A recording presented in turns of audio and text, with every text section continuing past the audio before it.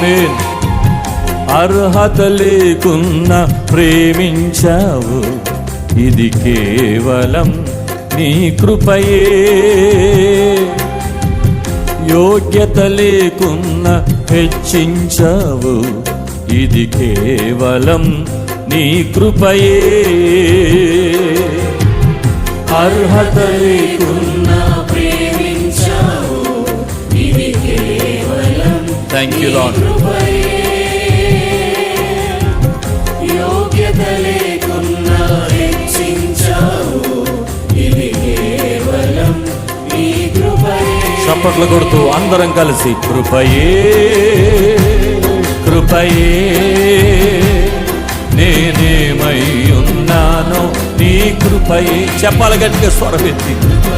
అవునయ్యా, నేను